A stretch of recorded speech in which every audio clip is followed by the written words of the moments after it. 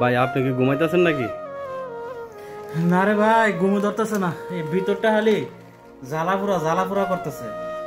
বউরে ফোন দিছিলাম, বউ কইতাছে আমার রাত্রের বেলা ঘুমে ধরে না, ভিতর শুধু জ্বালা পুরা করে।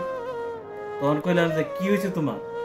বলতাছে শুধু আমনের চিন্তায় আমার ভিতরটা জ্বালা পুরা করে, রাত্রে ঘুমাইতে গেলে আমার ঘুমে ধরে না। আপনি যদি একটু আমার পাশে থাকতেন তাইলে আমার ভিতরটা শান্তি যেত, জ্বালা পোড়া কিছু থাকতো না, নিশ্চিন্তে আমি ঘুমাইতে পারতাম। এই কথাটা শোনার পর থেকে রে ভাই, আমার ভিতরেরও জ্বালা পোড়াটা একদম বাইরে গেছে ভাই।